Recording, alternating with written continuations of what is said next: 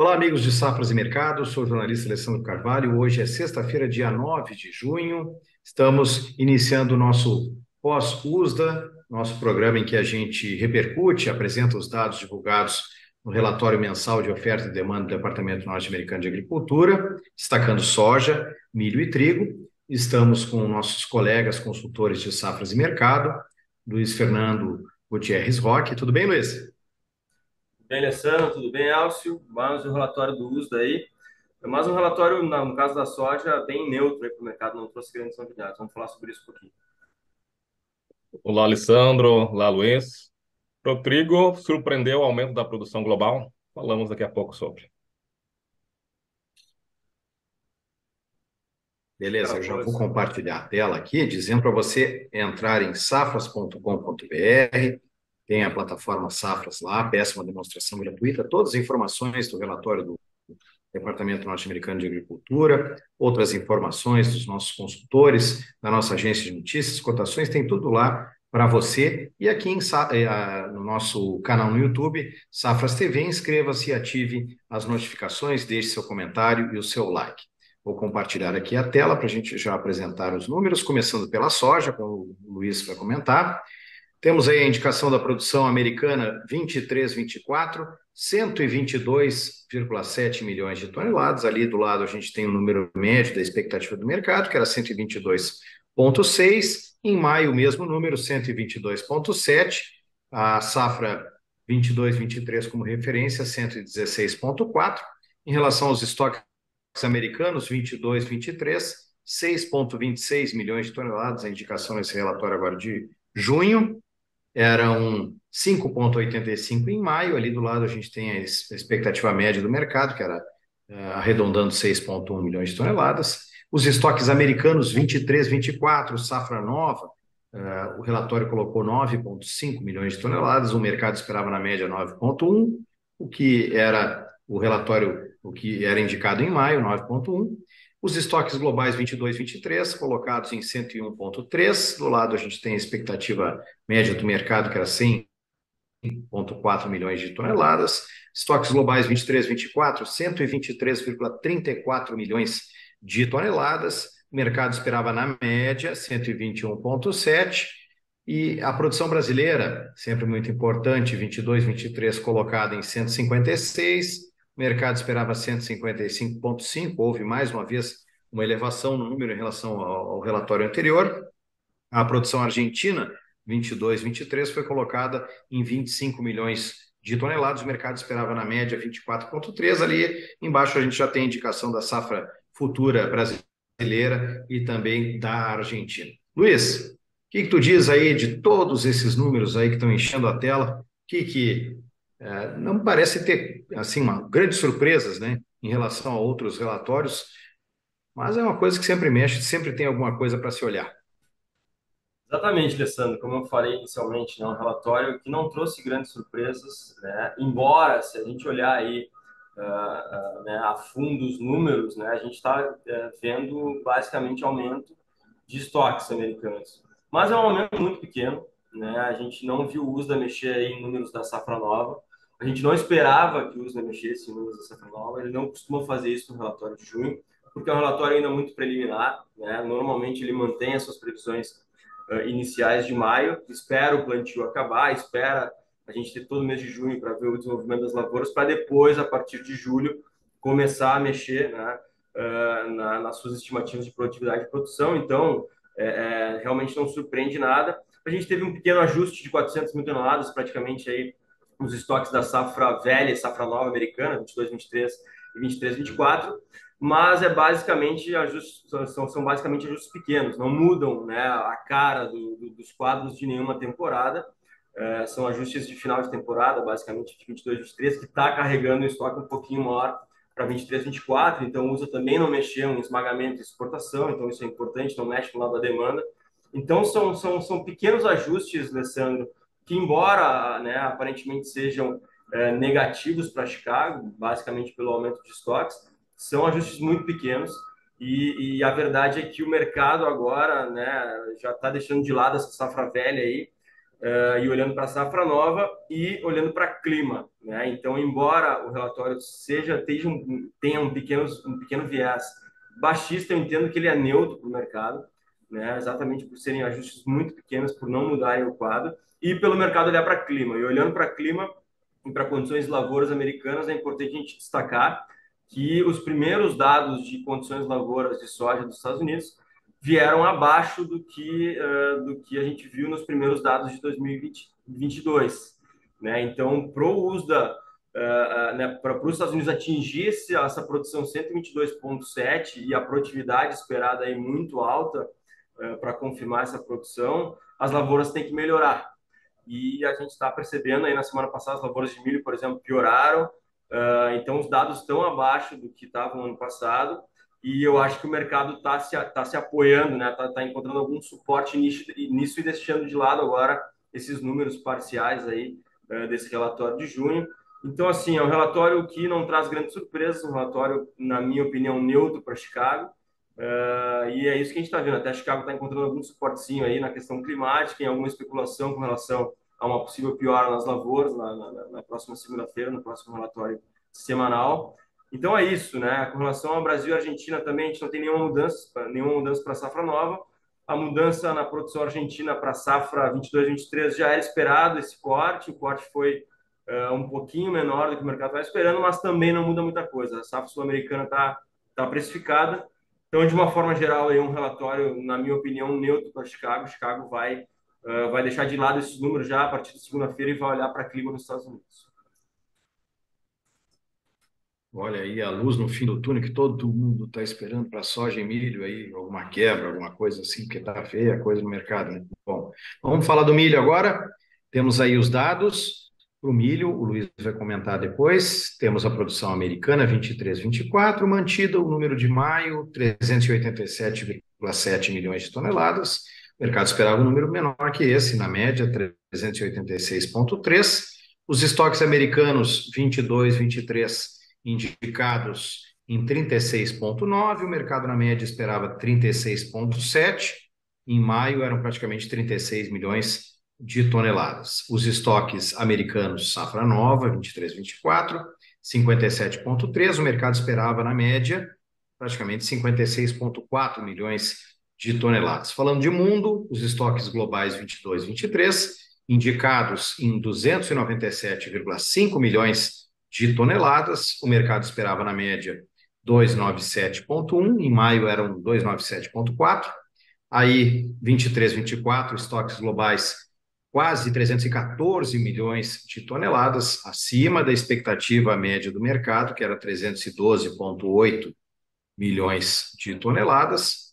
Aí viemos para a safra sul-americana, produção brasileira 22-23 indicada em 132 milhões de toneladas, acima da expectativa média do mercado, que era 130,8. Na Argentina, 35 milhões de toneladas, o mercado esperava 35,5. Houve, assim, como na soja tem ocorrido ajustes para baixo, era em maio 37. A gente tem ali embaixo a indicação já da safra nova brasileira e argentina para você conferir. Bom, Luiz, temos os números aí para o milho. O que você pensa que pode ter alterado aí alguma mexida para o mercado? Bom, Alessandro, da mesma forma que na soja, um relatório com ajustes, né, e no milho até mais insignificantes, digamos assim, né, pelo universo de produção maior que é o milho. São ajustes muito pequenos, ajustes, né, mínimos aí. Então, de novo, como na soja, não muda a cara do quadro americano, não muda a cara do quadro de safra mundial. Números para a safra nova sul-americana são muito preliminares ainda. Então, eu acho que tudo que eu falei na soja se repete para o milho, né? Um relatório com pouquíssimos ajustes, inclusive como a gente estava esperando, né? O USA não costuma mexer em safra e em produtividade no relatório de junho. E, de novo, o mercado deve, né, deixar de lado esses números já a partir de segunda-feira, né? Até porque eles não trouxeram nenhuma surpresa, não trouxeram nenhuma grande mudança. E o mercado vai olhar para o clima, da mesma forma que na soja, o clima é o principal fator para o milho, naturalmente, né, pelo desenvolvimento das lavouras. E é isso, daqui para frente o mercado vai acabar deixando mais de lado esses números de safra velha, principalmente, né, que agora, que em breve vai a temporada acabar, e olhar para a safra nova, e a safra nova está em aberto. E o mercado vai especular em cima de clima, vai especular em cima de condições de lavouras. Como eu falei, as condições de lavouras de milho também estão abaixo do que deveriam para atingir esse potencial produtivo aí, recorde que o USDA está estimando. De uma semana para outra, as condições pioraram, no caso do milho, que já tinham dados na semana anterior. E então é muito importante a gente acompanhar agora essa questão climática, e o mercado vai olhar para isso, e esse relatório vai ter basicamente nenhuma influência nas próximas sessões, porque o mercado vai acompanhar a questão climática e vai acompanhar, principalmente daqui para frente, esses relatórios semanais que saem sempre na segunda-feira de condições de lavouras, tanto de soja quanto de milho. Então a expectativa vai ser em cima deles, e vamos ver o que vem na segunda aí, que pode mexer um pouco mais com o mercado. E, de novo, o mercado encontrando algum suportezinho aí em alguma especulação climática. Valeu, Luiz. Vou mudar aqui a tela para falar com o Elcio do trigo. Aqui, ó. Temos a safra americana 23-24, indicada dentro daquilo que o mercado esperava, 45,3 milhões de toneladas. Estoques americanos 22-23, praticamente 16,5 milhões de toneladas. O mercado esperava justamente esse número mesmo, 16,5. Temos o número ali do lado de maio, que era praticamente 16,3. Os estoques americanos 23-24, colocados em 15,3 milhões de toneladas. O mercado esperava 15,46 na média. E os estoques globais 22-23, 266,66 milhões de toneladas, indicados agora nesse relatório de junho. O mercado esperava um pouquinho menos, 266,4 na média. E tivemos aí os estoques globais 23-24 colocados em 270,7, acima do que o mercado esperava na média, aí 264,2 milhões de toneladas. E então, Elcio, pelo menos no trigo tivemos alguma mudança aí, diferente ou não? Eu acho que a mudança principal, Alessandro, é a elevação da produção global em mais de 10 milhões de toneladas. É bom lembrar que a safra, o ano comercial no Hemisfério Norte começa nesse mês de junho, então é normal que a gente tenha esses ajustes de produção. Um aumento significativo, 10,8 milhões de toneladas, isso elevou a produção para cerca de 800 milhões de toneladas. E, claro, também elevou os estoques finais. Está vendo que o mercado está esperando 264, vem 270, quase 271. Então, é uma surpresa assim. O relatório é baixista por isso. No caso norte-americano, não mudou nada praticamente.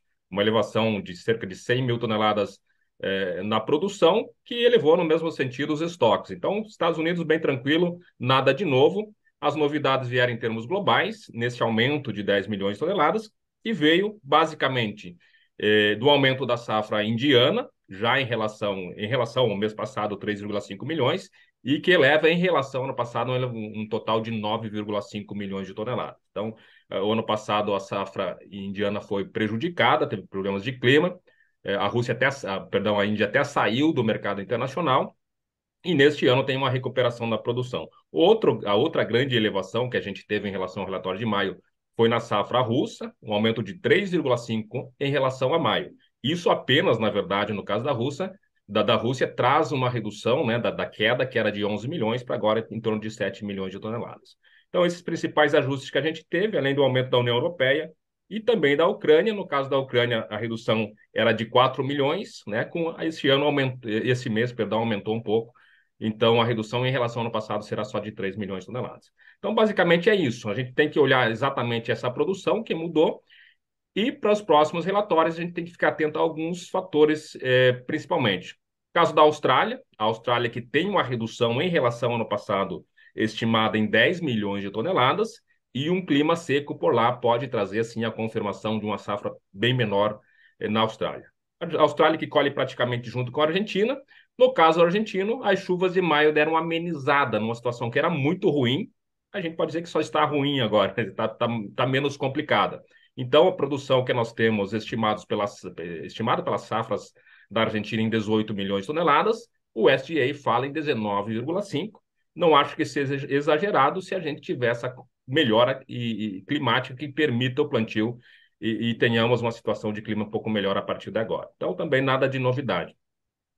Chama atenção também a questão da China. A China, nas últimas 3 semanas, as lavouras que estão prontas para colher receberam muita chuva, e por lá a gente pode ter uma redução, né, um prejuízo sobre a qualidade de até 30 milhões de toneladas de trigo. É bom que a gente fale que em termos globais, em termos de fundamentos, de número de mercado, acaba não mudando muito, porque quando se perde trigo no momento da colheita, a questão não é quantitativa, é de qualidade. E essa qualidade de trigo mais, com qualidade baixa, esses 30 milhões, que é uma possibilidade que estejam prejudicados, seriam destinados à ração animal, que seria um fator de baixa muito mais para o milho e de alta para o trigo. O cara vai ter menos trigo para alimentação humana. Basicamente, foram esses os números que a gente tem do relatório, que é baixista pela situação global de elevação da produção e, consequentemente, dos estoques. Beleza, Elcio? Vamos para a rodadinha rápida aí do mercado, falando de como está se aproximando o fechamento da Bolsa de Chicago nesta sexta-feira. Nós temos aqui o contrato julho, uma alta de 1,7%, falando aí de um contrato futuro aí, safra nova, novembro, uma alta de 1,3% a 12,04, Luiz. Como eu falei, Alessandro, o mercado não deu muita bola para os números do USDA, né? Números pouco relevantes, né? Mudanças insignificantes. E o mercado especula com o clima, né? Embora a gente tenha aí os mapas mostrando algumas chuvas, né? Não mostram uma total falta de chuvas para nenhum grande estado produtor dos Estados Unidos nos próximos dias. A gente pode ter algumas temperaturas um pouquinho elevadas, então o mercado especula um pouquinho com isso. Como eu falei, na segunda-feira a gente vai ter o relatório de condições de lavouras, o mercado também especula uma possível piora, né, mesmo que pontual nas condições de lavouras, e entendendo também que essas condições atuais não devem levar a produção americana a atingir esse número que o USA está estimando hoje. Então, é isso. Daqui para frente é mercado climático puro aí e a gente espera bastante volatilidade. Então, em resumo, o mercado não está dando bola para esses números do USA e está olhando para clima aí para as próximas semanas nos Estados Unidos. Beleza, vamos falar aqui do milho. O milho está operando em baixa para julho, 0,7% de queda. E temos aí o contrato que é mais negociado, safra nova, dezembro, operando com uma baixa pequena de 0,1%, Luiz. No caso do milho, a mesma coisa que eu falei para a soja, só que o milho, Alessandro, tem uma questão técnica um pouquinho diferente, né? O milho ainda está aparentemente mais sobrecomprado, né? Ele tá com um valor para esse momento bastante elevado, inclusive que a gente vem falando que se os Estados Unidos confirmar uma safra grande, como a gente está prevendo, como o USA está prevendo, esses contratos de milho devem buscar os 4,50 ou até menos. Então, no milho existe um espaço para alguns ajustes negativos ainda, embora, né, o que eu tenha falado para clima também se estende naturalmente para o milho, e a gente espera bastante volatilidade, mas a sessão de hoje aí o mercado aproveitou para dar uma corrigida aí, porque o milho continua um pouquinho elevado aí na frente ao que deveria estar, ou que deve estar mais para frente com uma safra americana grande, como está sendo prevista, mas, da mesma forma, o mercado climático daqui para frente vai ser o principal fator, o principal vetor para os contratos de milho, e a gente deve ter também bastante volatilidade nas próximas semanas. Obrigado, Luiz. Elcio, setembro, vamos falar setembro aqui no trigo, 6,41, uma alta pequena de 0,3%, o mercado aí com as posições em altas, mais distantes aí com uma leve baixa, o mercado meio indeciso hoje, na sexta-feira. O mercado é indeciso, né? Caiu bastante. O mercado, a gente pode dizer que voltou a uma maior normalidade, né? Depois daquele primeiro impacto da guerra. E o mercado agora vai entrar no momento de ingresso de safra. 70%, ou melhor, 80%, quase 90% da produção global é concentrado no hemisfério norte e a colheita está começando agora. Então, tem essa pressão sazonal do ingresso de safra. A gente tem uma produção, como a gente viu, que é maior, mas tem algumas condições que podem impactar ou reduzir o espaço dessa queda. A gente está com o mercado mais equilibrado. Então, se a gente tiver a confirmação, por exemplo, de uma quebra na China, de qualidade, isso pode dar um suporte. A questão do Mar Negro, que o ano passado nós tivemos, se a gente considerar os três grandes exportadores, Rússia, Ucrânia e Cazaquistão, apesar de toda a tensão, o ano passado a oferta de trigo para exportação nessa região se elevou em 12 milhões. Neste ano, a gente terá uma redução da oferta nessa região. São fatores pontuais que podem dar algum suporte, mas nesses próximos meses com o ingresso de safra, não vejo o mercado engatando nenhuma tendência mais agressiva de alta. A menos, claro, a questão do clima também vale para o trigo. No momento da colheita, se a gente tiver complicações que possam trazer prejuízos à qualidade, aí a questão climática é muito rápida e pode inverter. Mas a tendência é de mercado continuar pressionado nas próximas semanas, nos próximos meses. Obrigado, Elcio. Bom, era isso por hoje. Muito obrigado, Luiz. Abraço, Luiz. Obrigado, Alessandro. Até a próxima. Um abraço.